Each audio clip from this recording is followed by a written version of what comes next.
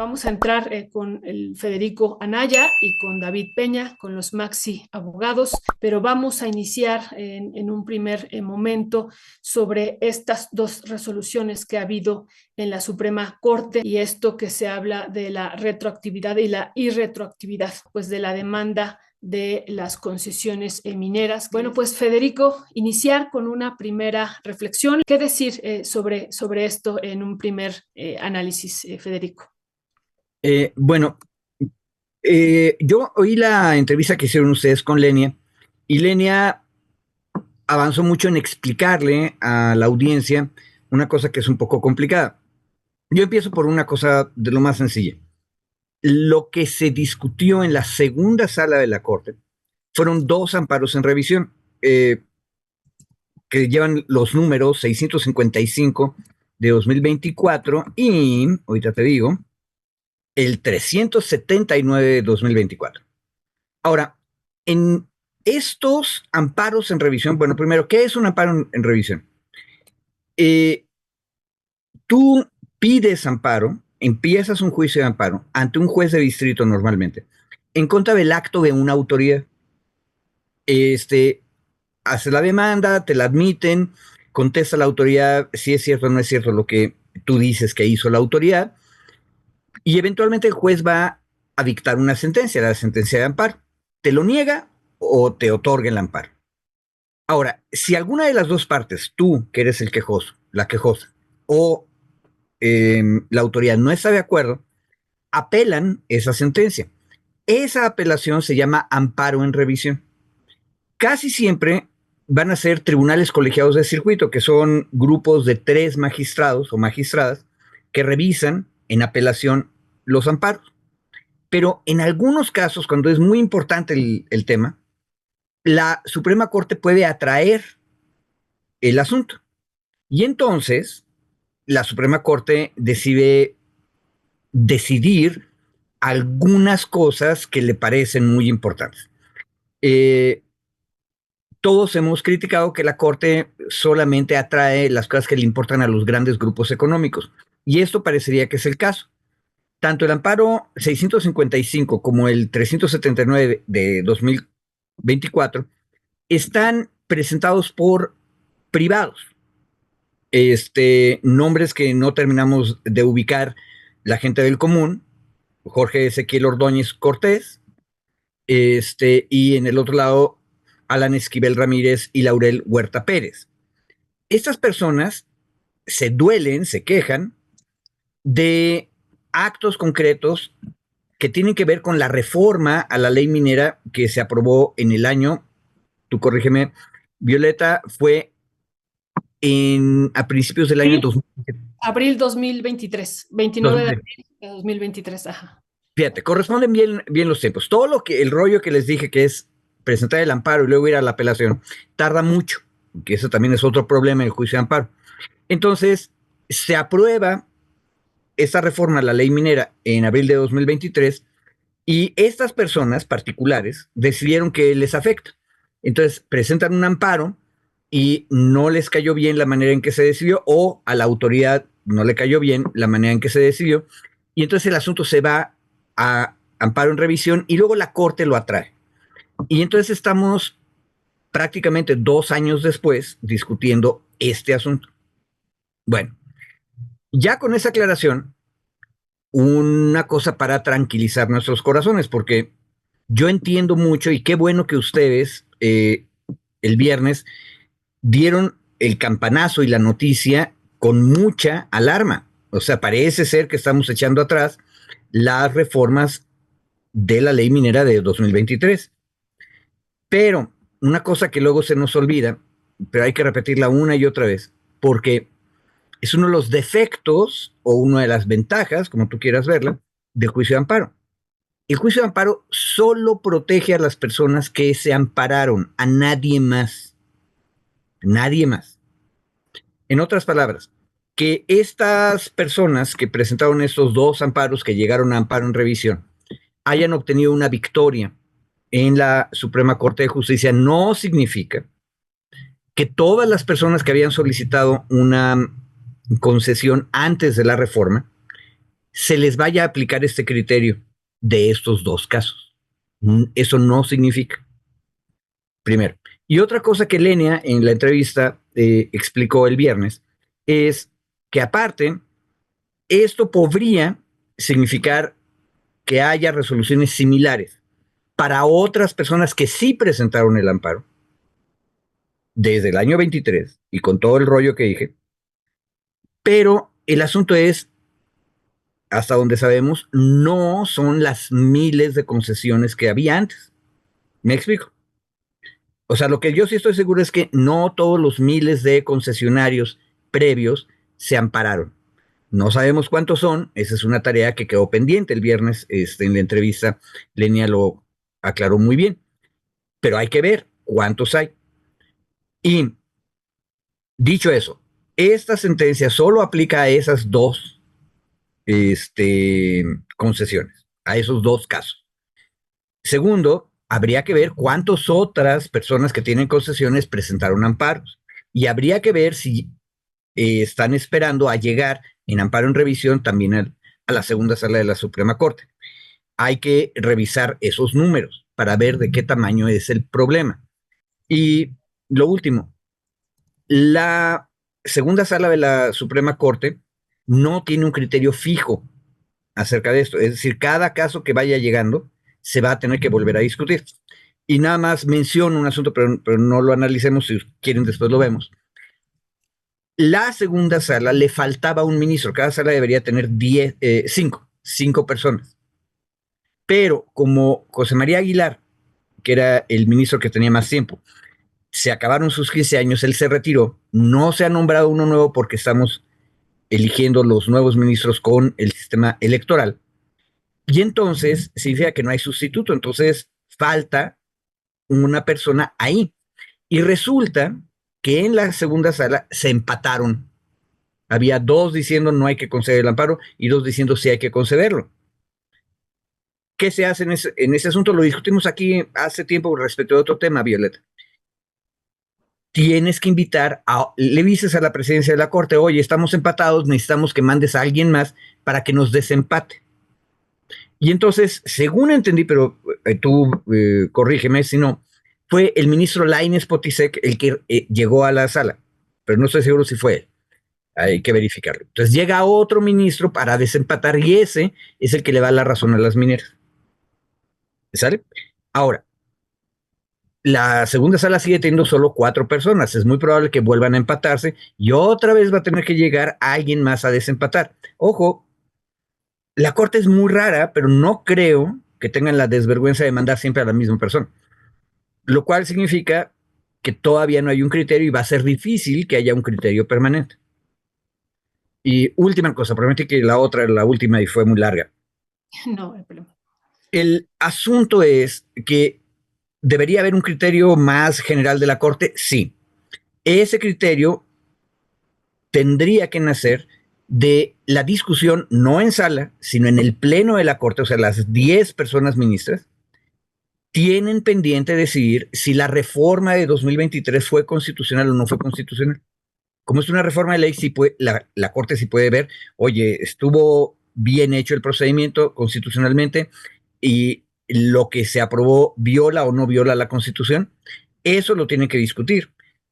Si deciden que la ley está bien y que es constitucional las reformas que se hicieron, entonces ahí dictas el criterio y entonces echas para atrás todos los otros casos en conjunto, no uno por uno.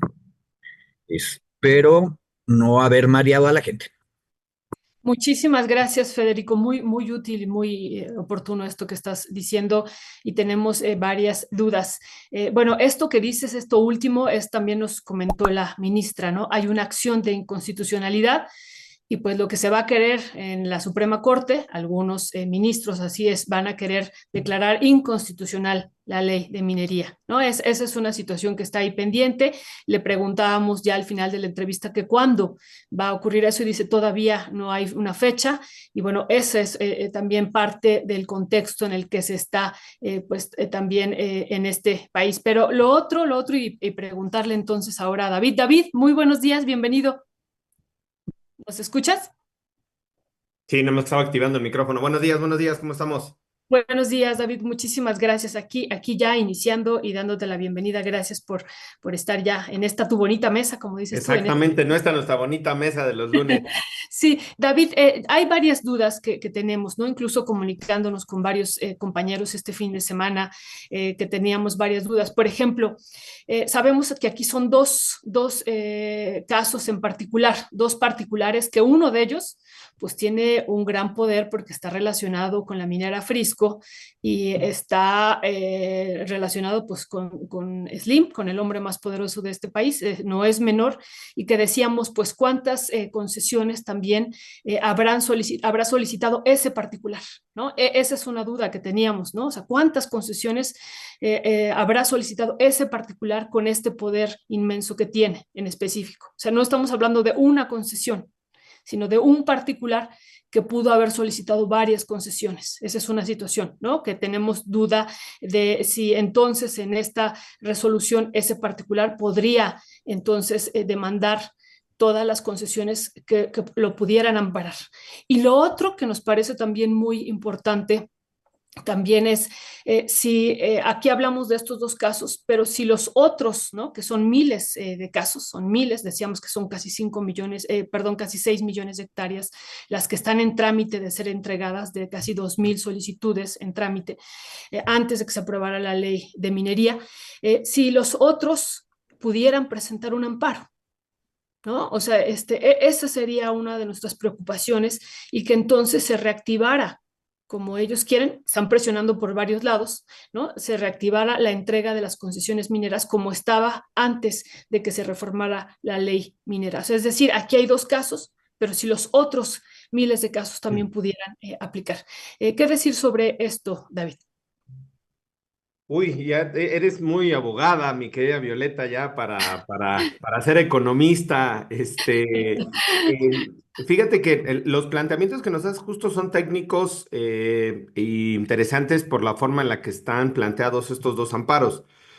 A ver, un poco revisando los documentos, justo las resoluciones. Primero quería hacer mención a este tema que está pendiente, que es el contenido de la reforma como tal, que no se ha resuelto todavía en el fondo en la Suprema Corte de Justicia de la Nación.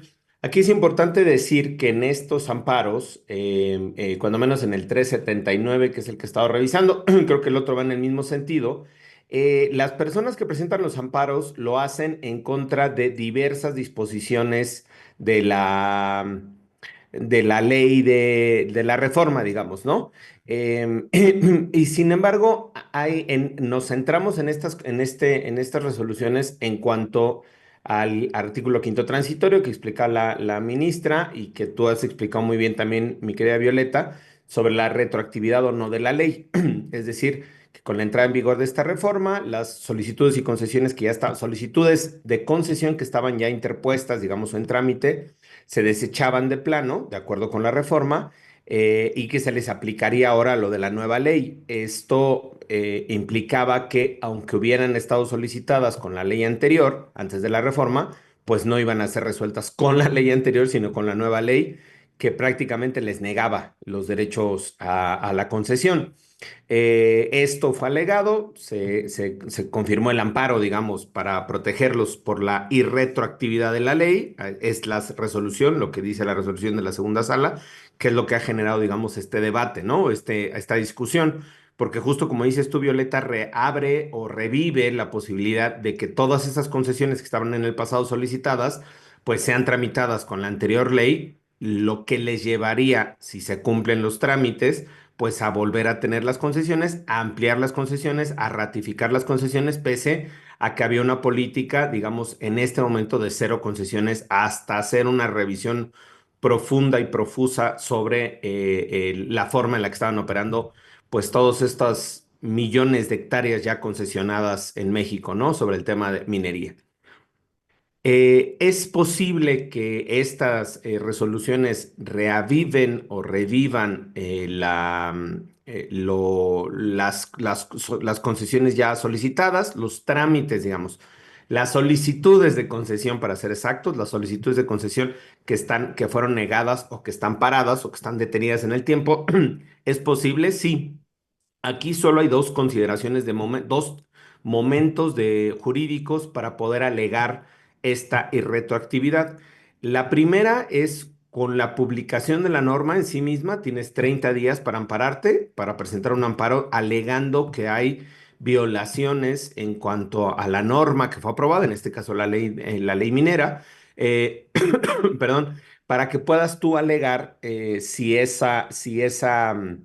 digamos, si la ley como tal tiene alguna afectación o tú prevés o tú estás invocando que tenga alguna afectación directa. Precisamente estos amparos que se están concediendo se presentaron dentro de ese plazo de los 30 días posteriores a la publicación de la norma, a la publicación de la ley minera. Y hoy están llegando a esta resolución o a esta resolución parcial. En las personas físicas y morales que se ampararon en ese momento van en un trámite ya bastante avanzado y que están llegando hoy posiblemente a tribunales colegiados o incluso a la Suprema Corte de Justicia. Pero no implica que las que no se hayan amparado ya no lo puedan hacer. ¿Por qué? Porque dos principios para que tú puedas ampararte o para que tú puedas alegar que una ley te está afectando, y es cuando son autoaplicativas o heteroaplicativas. Es decir, que la entrada misma en vigor de la ley te provoca una afectación, en este caso es autoaplicativa, o bien que va a haber o que hay un acto específico de la norma en un futuro cuando se te va a aplicar o cuando se te está aplicando, que es heteroaplicativa. Esto quiere decir que no, la entrada misma de la ley en vigor no te provoca una afectación, sino que tú esperas a que se te aplique la reforma, no con la publicación en sí misma, sino que aplicas a que se te aplique, esperas a que se te aplique la reforma y entonces vas al amparo. Esto queda en dos momentos, perdón, por la tanta leguleyo tan temprano, pero insisto, Violeta, sí abre la posibilidad de que hoy empresas que están en solicitud de concesión que no se ampararon en su momento contra la ley por los efectos autoaplicativos y que están en espera de que les apliquen alguno de los artículos nuevos, o que están en espera de decir voy a moverle a mi solicitud para que me la nieguen o me digan hubo una reforma y por lo tanto ya no te la puedo conceder, en ese momento se puedan amparar. Sí puede abrirse el universo. No sabemos tampoco, no sé yo, los tiempos y los trámites cómo están en la Secretaría de Economía.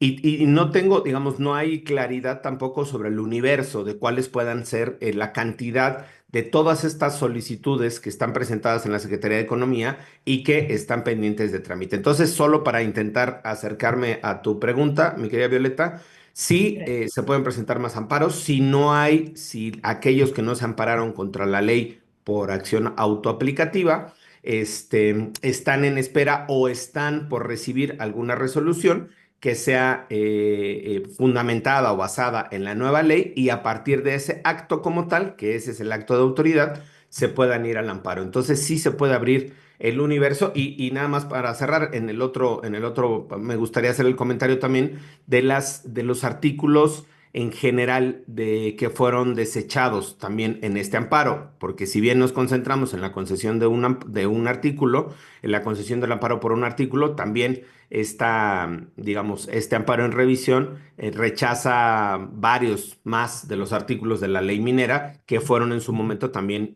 invocados como violación o como que violaban los principios y que violaban los principios constitucionales, ¿no? Ahí también, digamos, es importante señalar, porque así como la concesión para el artículo 5 transitorio puede servir para otros amparos, para marcar la ruta hacia dónde se van, también el desechamiento de los argumentos de todos los otros artículos que ya fueron desechados en estos dos amparos puede servir de guía para desechar todos los otros amparos que pudieran venir, e incluso la propia acción de inconstitucionalidad.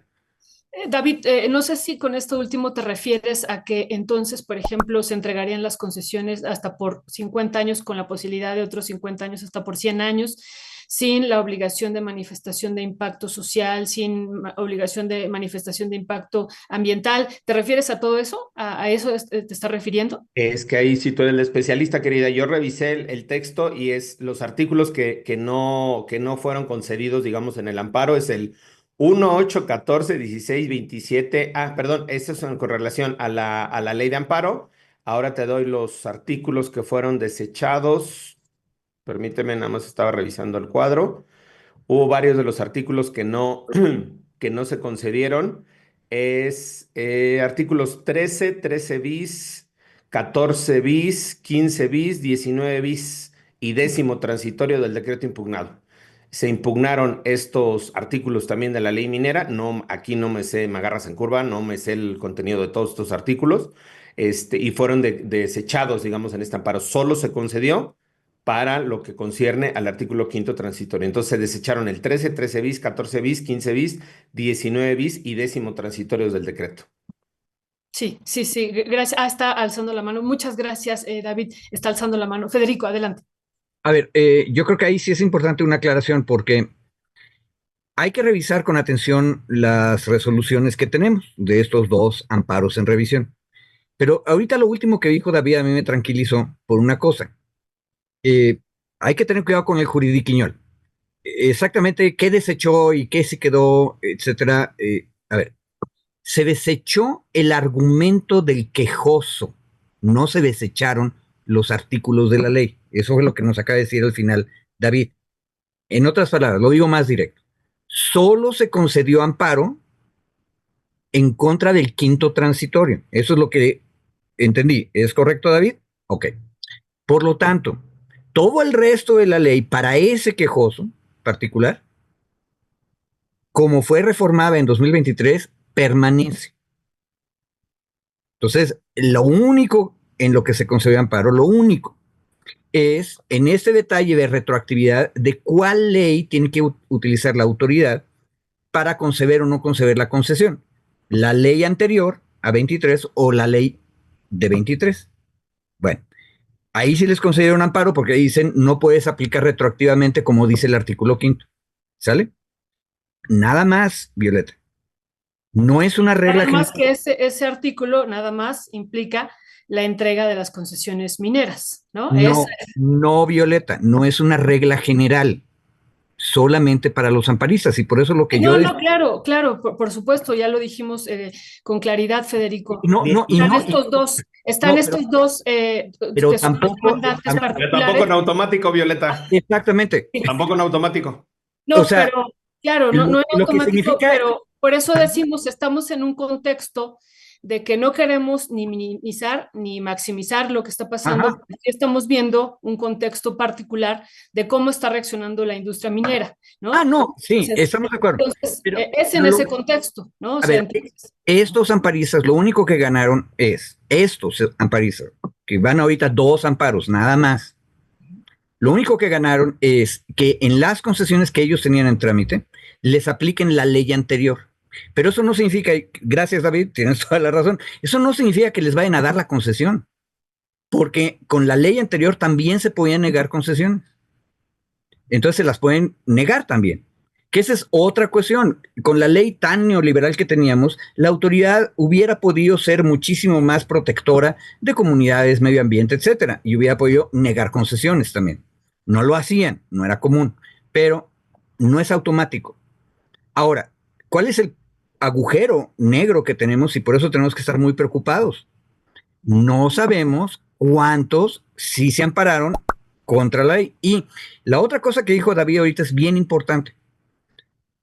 ¿Qué pasa si una persona había solicitado una concesión desde el año, vamos a decir, 2020 y se aprueba la ley y el artículo transitorio dice esa solicitud se va a tramitar con la nueva regla, la de 23, no con la anterior?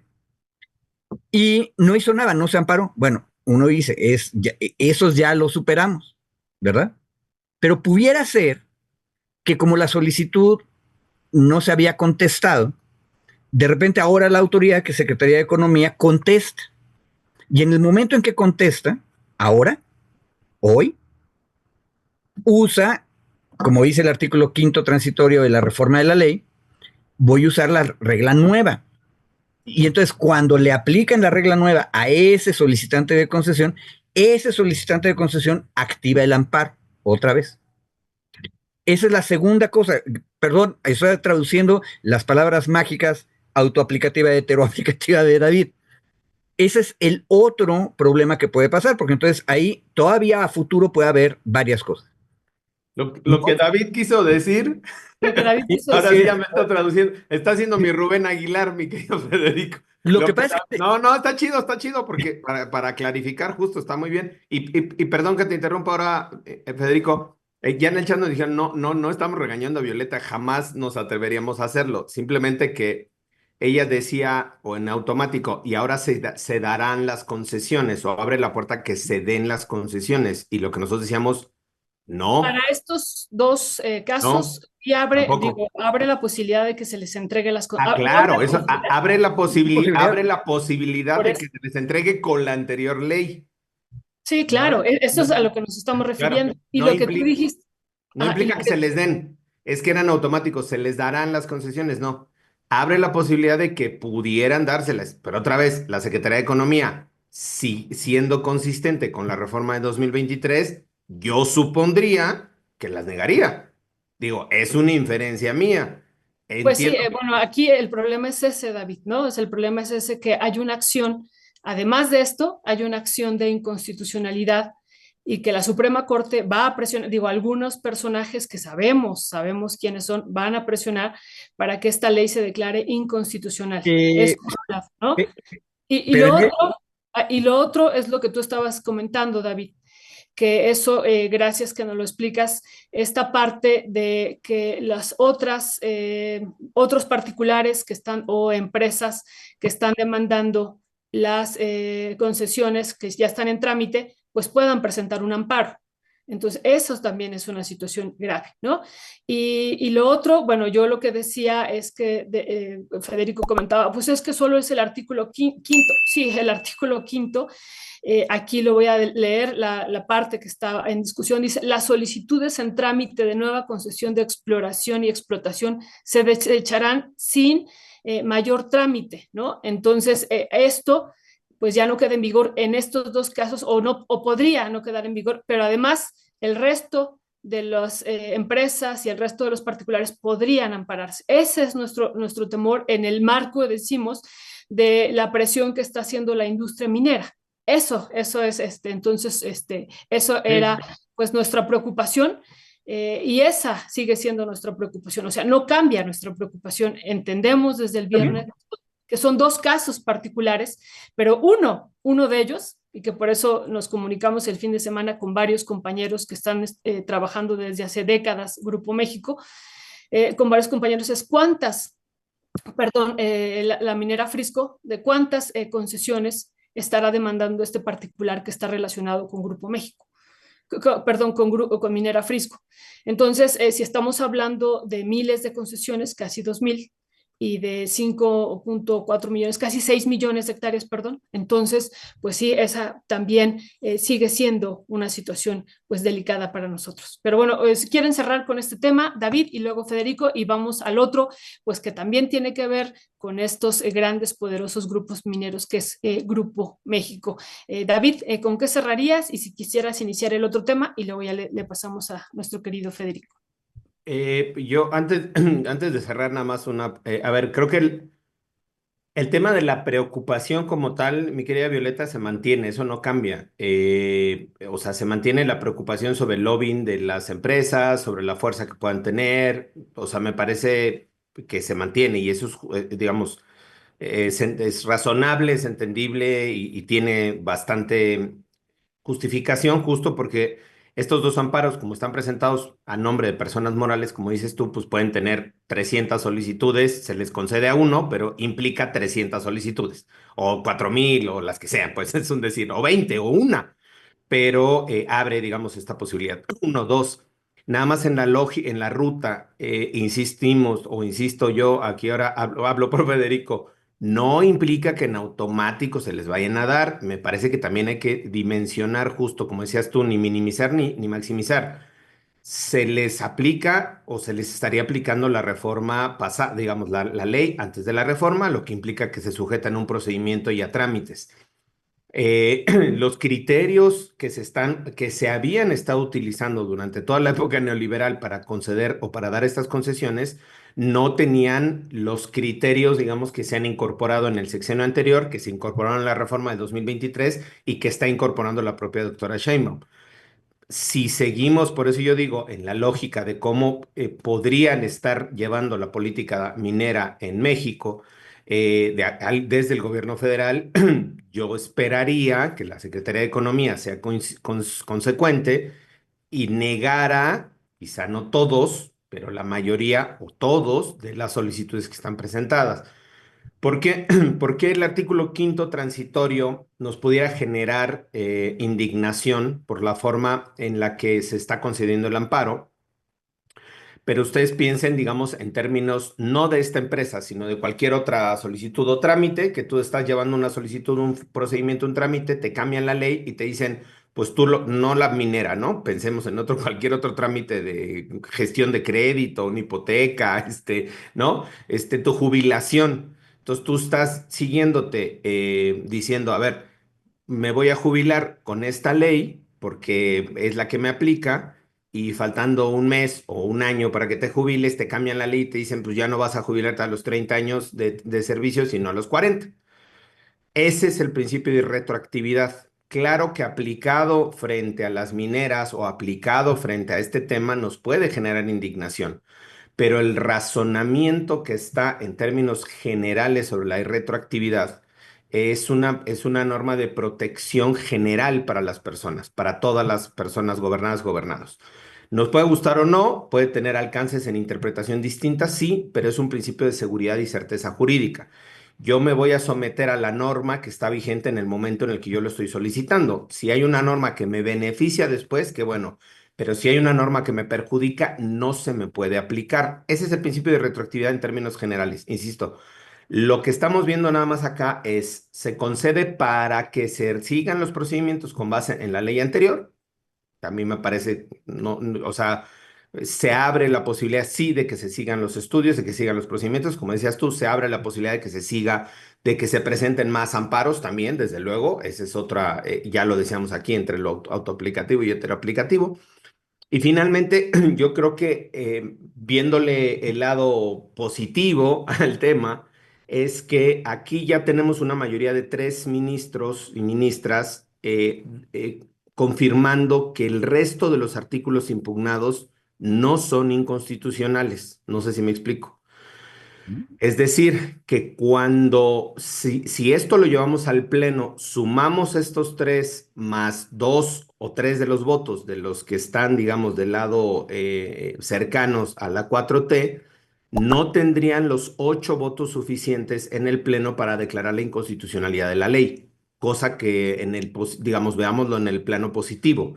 Si sumamos, yo digo, los 3 votos del Pleno de que están de este lado, ¿no? O de este lado de más en posición, digamos, cercana a las posiciones políticas del gobierno en turno, más 1 o 2 votos de los que ya se expresaron o los 3 votos que se expresaron en la propia sala para declarando el desechamiento del resto de los artículos, no se alcanzarían los 8 votos suficientes para declarar la inconstitucionalidad de la ley, salvo que la inconstitucionalidad de la ley se refiere al artículo quinto transitorio, que ya se dijo en estos amparos que sí es inconstitucional. No sé si me explico. Entonces, digamos, en el escenario también es el lobbying de las mineras en este momento dio hasta para el artículo quinto transitorio, no dio para impactar y echar abajo el resto de la reforma en esos artículos que yo leía. Insisto, solo los que leí aquí. No implica que haya otros amparos o que la acción de inconstitucionalidad no sea mucho más grande alegando otras violaciones,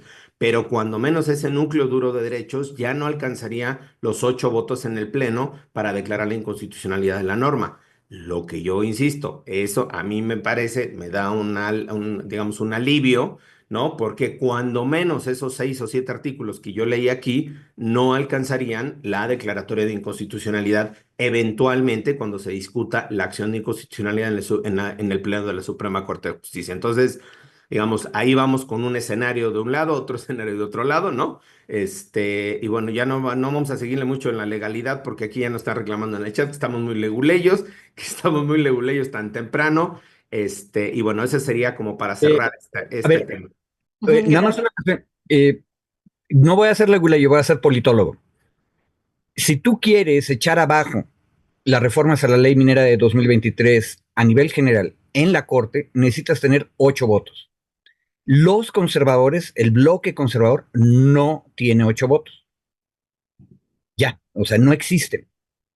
Es altamente probable, desde esa perspectiva, que no la vayan a declarar inconstitucional, porque las 3 ministras que se han posicionado a favor de las reformas en general, que son Batres, Esquivel y Ortiz, muy probablemente van a sostener la ley, van a decir, estas reformas son constitucionales. Entonces no se va a declarar inconstitucional. El problema fuerte es, pongan atención los que nos están escuchando, regresen y oigan lo que dijo David, porque fue un buen abogado defensor de derechos humanos, y nos explicó que el principio de no retroactividad en perjuicio es una garantía constitucional de un derecho humano fuerte. Entonces, en teoría, todos tenemos que defender esa garantía. Y entonces, con ese argumento, que es un argumento de oro, un buen argumento, tú podrías, para decirlo en palabras muy populares, cuchilearte a alguna de las 3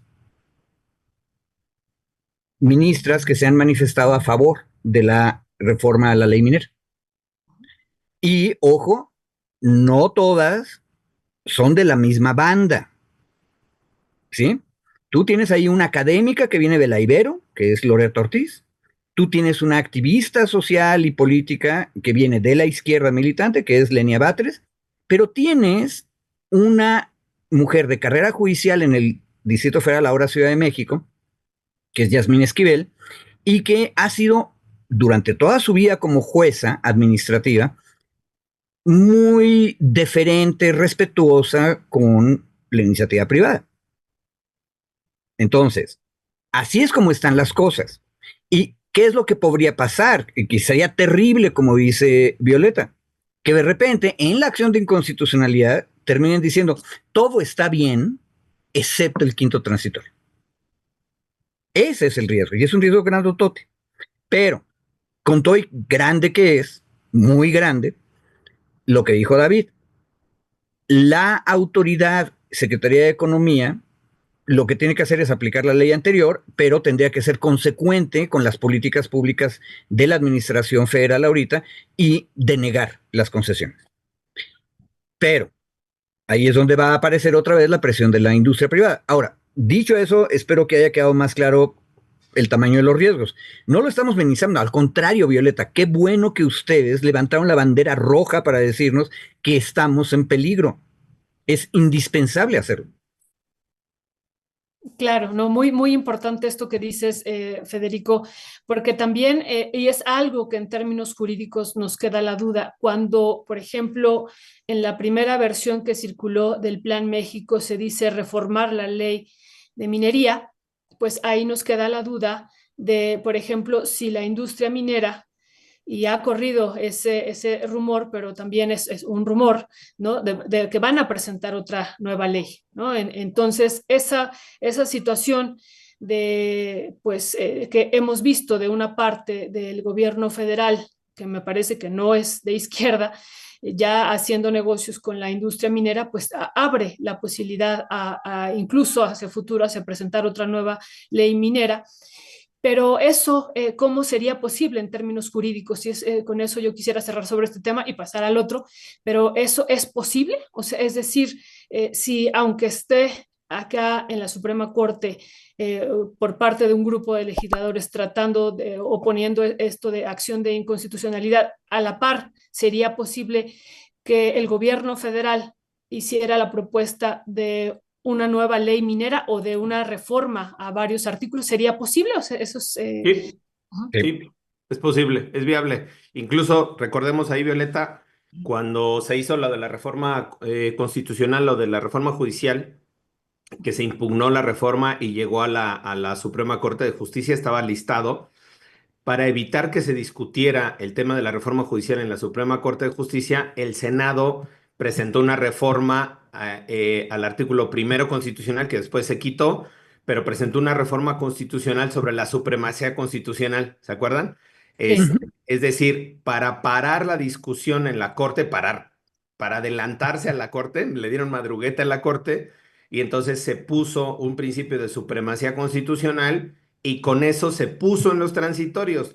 Cualquier procedimiento jurisdiccional, o sea, judicial que se esté llevando para impugnar la Constitución, se tendrá que sobreseer, es decir, desechar, aplicando este principio de supremacía constitucional.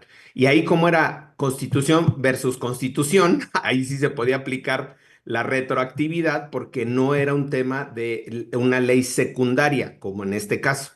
En este caso, la ley minera es una ley secundaria y sí se rige por el principio de retroactividad constitucional.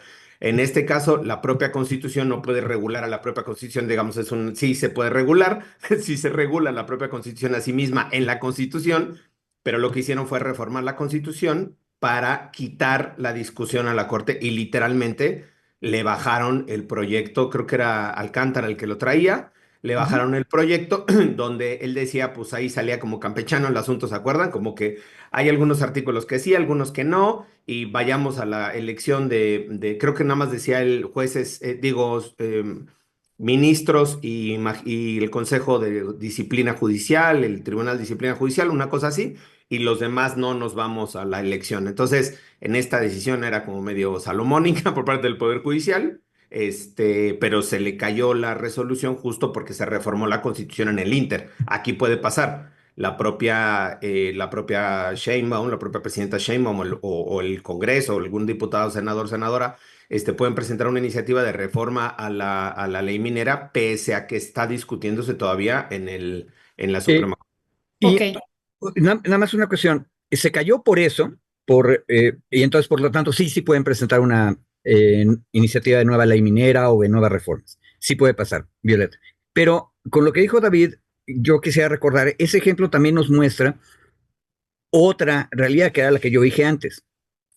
El proyecto de González Alcántara Carranca en ese asunto se cayó por la reforma constitucional nueva que ocurrió al mismo tiempo, pero también porque uno de los ministros del bloque conservador cambió su voto. Ahorita se me fue su nombre, está a punto de decirlo. Eh, Aguilar, ¿no? no, Aguilar. no, no, no fue Aguilar, ni Lainez Potisek, se Sí, me está olvidando. Bueno, uno de los, El otro que no es ninguno de ellos. es el que iba a presentar o abrir una tienda de tamales. Bueno, ese ministro se echó para atrás, pero se echó para atrás con una razón bien interesante. Él dijo, yo toda mi vida he estado diciendo que la Constitución, cuando se reforma, no puede ser revisada por la Suprema Corte. Sí. Siempre lo he dicho. Y ahora no voy a cambiar. No me gusta esta reforma sobre el Poder Judicial, pero es una reforma constitucional y, por lo tanto, no podemos discutirla. ¿Sí? Él se sostuvo en ese criterio. Y eso lo recalco para que nos acordemos lo importante que son los criterios caso por caso de cada una de las ministras y los ministros. Y ahí es donde, ojo, vivir en angustia es una cosa mala.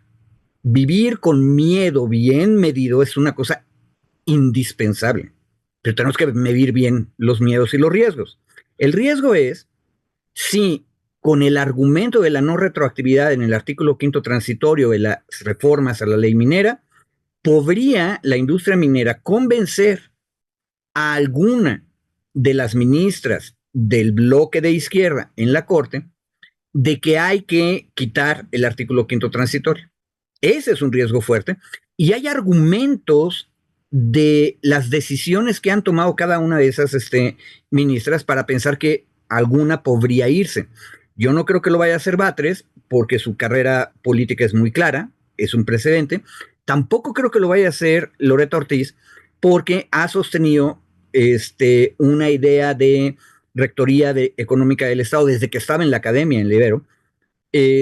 Pero en el caso de Esquivel, de Yasmín Esquivel, tenemos un récord de ella como jueza que simpatiza en materia económica con el sector privado, lo cual es completamente legítimo. Entonces hay que estar atentos a esos detalles y también decirle a las ministras y a los ministros que tengan cuidado. Ojo, en el otro lado también la cosa está complicada, ¿eh?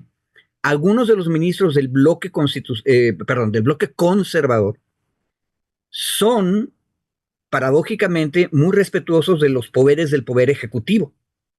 En otro asunto que también discutimos aquí en algún momento, cuando se discutía si era constitucional o no un acuerdo de Andrés Manuel facilitándole a las agencias que estaban construyendo el Tren Maya y otros proyectos saltarse o tener una gracia de un año completo para solicitar permisos en la administración federal, se dividió la corte en 3 bloques, no en 2. Y algunos de los ministros conservadores decían, no, el Poder Ejecutivo sí puede hacer estas cosas, diciendo en cada caso por qué lo está haciendo. Entonces, es una cosa bien complicada y por eso es tan importante, otra vez, que ustedes hayan levantado la bandera roja para que veamos qué agentes de la industria minera se están presentando para hacer lo que se llaman audiencias de oreja, ¿verdad? Sí. Sí, Perdón, porque... yo nada más, perdón, Violeta, Adelante, adelante. tres Acuérdense comentarios que es en la el, mesa autónoma también. sí, 3 comentarios en el chat. Dice Diego Guzmán, pues yo sigo sin entender, pues yo también. Entonces, yo digo, ahí nada más sumarnos a lo que dice Diego. Luego, hay otro que dice, nos dicen que es el ministro Pérez Dayán, que era el que nos Eso, trataba. Pérez el, Dayán, que era de la gracias tienda de al tamales. chat.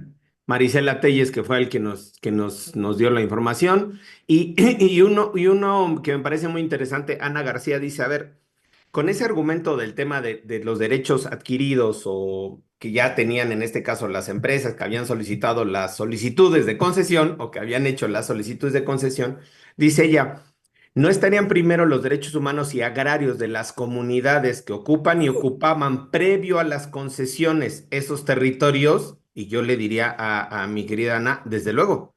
Por supuesto que sí, uno de los criterios que podrían utilizarse para negar este paquete de concesiones o esta ola de concesiones que se pueden abrir con estos amparos del artículo quinto transitorio es ese precisamente. Los derechos adquiridos de las propias comunidades, tanto agrarias, campesinas y o comunidades indígenas, en las que están siendo afectados sus derechos con la concesión minera. Es decir, esto que refuerza el argumento que decíamos, no es que se concedan en automático las concesiones. Se tiene que hacer un proceso de revisión. En los derechos de las comunidades, los derechos agrarios, los derechos de las comunidades, pueblos originarios y afromexicanos no se tomaban en cuenta durante toda la época neoliberal. Hoy yo asumiría que el secretario de Economía, don Marcelo Ebrard y su gente, pues tendría que incorporar estos criterios o estos principios entre muchos otros. Pero así justo como lo está presentando Ana, me parece que la pregunta digamos, es muy buena, justo para decir, si tenían derechos adquiridos ya las empresas que habían hecho sus solicitudes antes de la reforma, claro, pero tenían derechos adquiridos previamente a esas solicitudes los pueblos y las comunidades agrarias, campesinas e indígenas. Creo que es un criterio o podría ser un criterio muy bueno justo pues para hacer el estudio de estas concesiones, ¿no?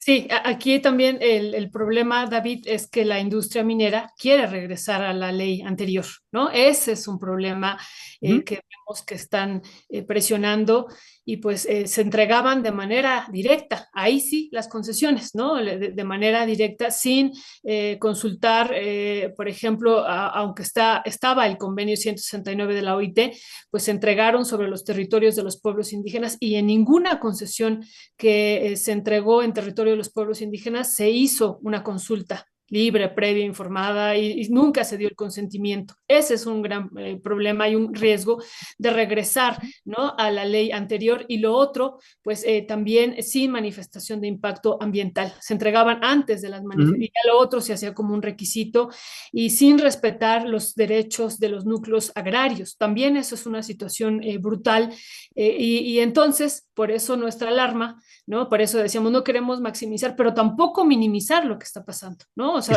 Sí. frente, ¿no?, a esto que vemos de gran riesgo, que ellos quieren que siga imperando la ley anterior. Punto. A ver, que ellos quieran no significa que se vaya a hacer. Y aparte, Por cierto, me acabas de recordar, Violeta, una cosa bien interesante. La industria minera es muy poderosa, pero no ha ganado todas las batallas en las que se ha metido.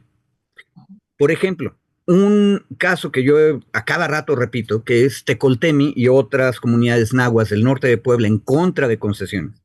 Llegó hasta la Suprema Corte en amparo en revisión, exactamente igual. Nada más que aquí los quejosos eran las comunidades indígenas, argumentando todo lo que David decía. ¿Sale? Bueno, y en esa ocasión, mi enojo, que lo repito todo el tiempo, es que las dos salas de la Corte, una recibió un amparo de revisión y la otra el otro, recibieron la opinión del gobierno federal durante la administración de López Obrador de que no solo debían proteger a los quejosos con el amparo, sino que aparte debían declarar inconstitucional los artículos respectivos de la ley minera salinista, ya de una vez. Y el punto era, Violeta, precisamente la consulta a los pueblos indígenas. Bueno, las dos salas que estaban dominadas en ese momento por el bloque conservador se echaron para atrás en lo último. Le concedieron el amparo a las comunidades indígenas, lo cual es muy bueno, es una gran victoria, pero nada más para esas comunidades que se habían amparado. Y no declararon inconstitucional el hecho de que la ley minera no prevenga la consulta. Ahora, ¿cuál fue el argumento de la mayoría conservadora en las dos salas? Que no era necesario declarar inconstitucional eso en la ley minera salinista, porque de todas maneras el convenio 169 de la OIT y otras leyes como la ambiental ya preveían la consulta y son igualmente obligatorias. Entonces no se vale que se dé una concesión sin consulta. Eso es una leguleyada, o sea, porque los abogados de las mineras siempre van a encontrar la manera de que la autoridad solo use la ley donde no habla de la consulta. Ellos no van a llegar a decir, oye, también están las otras leyes y el tratado. Bueno, había que poner todo junto en la ley minera y no importa que se repita. Bueno, ese era el debate. Pero precisamente por lo que tú dices, Violeta, si es muy peligroso que estos dos amparos en revisión los hayan ganado estos dos agentes de la industria minera, que eso podemos asumir que son esas personas que se ampararon, pues también en el mismo nivel de precedente, que aparte son precedentes muy débiles, como explicó Lenia, también tenemos el precedente de las concesiones mineras combatidas por los nahuas de la Sierra Norte de Puebla y donde las salas de la Corte dijeron que no se valía que se concedieran las concesiones, perdón por el pleonasmo, sin consulta previa a los pueblos originarios. Entonces tienen el mismo valor. Esa es una batalla perdida por la industria minera. Ojo, hay que aplicar lo que decía el general chino ese, Sun Tzu, conócete a ti mismo y a tu enemigo. Tenemos que saber de qué tamaño son ellos y también de qué tamaños estamos nosotros en el otro lado. Y esto es una batalla que va caminando. Va a haber victorias de un lado y victorias del otro. Pero no está nada dicho. Otra vez, ayuda mucho levantar la bandera roja para poner la luz sobre el asunto. Ahora hay que irnos a ver cuántos casos hay en cada una de las 1000 cosas que dijimos hoy. Y perdón por el rollo. No, no, muy bien, Federico. Y sobre todo, Federico y David, y querida audiencia, porque estamos en otro contexto. A mí me parece que ya hay un punto de inflexión, ustedes tendrán su visión, pero el sexenio anterior, el presidente, desde el primer día dijo, no se van a entregar nuevas concesiones mineras. Y acá estamos viendo prácticamente desde el primer día que la industria minera y algunos personajes poderosos de la 4T están diciendo se van a entregar o estamos viendo la posibilidad de reactivar la entrega de las concesiones mineras para exploración, pero sabemos que no se divide aquí, ¿no? Entonces, tenemos otro escenario. El presidente antes de irse, pues mandó esta iniciativa que lo hemos comentado ya muchas veces de prohibir la minería a cielo abierto. Y bueno, acá en el Plan México y la propia presidenta, bueno, en el Plan México se dice que la minería a cielo abierto continuará justo para cumplir pues con estos objetivos del Plan México. Y lo otro, o sea que es distinto al planteamiento del expresidente, ¿no? Y que entonces pues nos parece que estamos en un punto de inflexión. ¿No? Entonces, y lo otro es el gran acercamiento que ha tenido el gobierno federal y con este pues, sector minero empresarial, no en la minería la pequeña minería, los pequeños empresarios mineros que también hay, ¿no? Hay bastantes en este país. Estamos hablando de la gran minería. Entonces, eso es otra realidad y por eso también ponemos aquí las alertas, las alarmas y los retrocesos que nos parecen importantes y lo que pudiera ocurrir, ¿no? Entonces, pero bueno, muchísimas gracias a los dos. Les queremos mandar un fuerte abrazo, querido David. Gracias por acudir a esta tu bonita mesa. Querido, ya se nos acabó el tiempo? ya se nos acabó el tiempo, pero una última reflexión, David. No, Con no, ya yo quería porque me tocaban todos los otros temas. Sí, sí, pero es que tenemos que hacer un enlace, ya lo tenemos preparado y entonces si tú quisieras cerrar con el otro tema, nada más, o con este tema, cerramos unos 2 minutitos, David. No, no, uno de los temas que teníamos era el caso que yo había propuesto, este caso que fue viral la semana pasada, el caso de Tultitlán, digamos, es que no sé ni cómo decirlo, del abandono de este recién nacido, ¿no? Por parte de Lucio y Diana, que ahora se conocen, son los papás, estuvo en redes, estuvo en discusión, incluso llegó a la mañanera también de la presidenta, ¿no? Para que fijara una posición, y yo quería colocarlo más allá de la dimensión y del sopor y del estupor más bien que generó, de la sorpresa y de la indignación porque estaba revisando el Código Penal del Estado de México y se les impuso prisión preventiva por el delito de tentativa de homicidio, a ambos. Y si poniéndome muy exigente, en tentativa de homicidio, no sé si necesariamente se actualice, o sea, si estuviera encuadrado en el delito de tentativa de homicidio. Y más bien la discusión era como esa acción como tal está sancionada por el Código Penal. O sea, alguien podría decir, claro, bueno, moralmente, socialmente, éticamente puede estar reprochada, es reprochada y es reprochable, pero la acción en sí misma está contenida en el Código Penal y estoy revisando varios de los supuestos y no, desde mi análisis general no encuadraba en ninguno de los supuestos que están hoy en el Código Penal del Estado de México. Por eso la Fiscalía se fue por tentativa de homicidio. Digamos, ahí no nos vamos a meter aquí al análisis, pero en algún momento habría que hacer la revisión justo porque hay, por ejemplo, el tipo penal de violencia familiar podría encuadrar en el tipo de violencia familiar porque pone en peligro la vida de una de las personas integrantes de la familia. Que en términos, ahí nada más, en términos legales, la filiación no, o sea, la filiación no necesitas que sea tu hijo, que reconozcas que sea tu hijo para formar parte de la familia, entonces se podría actualizar. Interrupción del embarazo tampoco, porque no está dentro de los supuestos de interrupción del embarazo. Poner en peligro la vida de una persona tampoco se actualiza. Es decir, ya no meternos más al análisis, porque no nos da el tiempo, pero me parece interesante también ver cómo esa conducta o ese tipo de conductas, aunque socialmente pudieran generar reproche social, descontento, indignación, no necesariamente están consideradas o están previstas como una posibilidad de una acción en los tipos penales. Entonces, creo que ahí hay que colocar el foco, ¿no? Porque para ver cuáles fueron eh, las acciones digamos, el tipo penal genérico de homicidio es quien prive de la vida a una persona. Em, yo no sé, no estoy justificando, ni estoy, pero es quien prive de la vida a una persona o quien en grado de tentativa haya querido privar de la vida a una persona. Aquí, insisto, ya se les dictó la prisión preventiva por ese delito. Va a haber en 4 días es la audiencia de vinculación a proceso.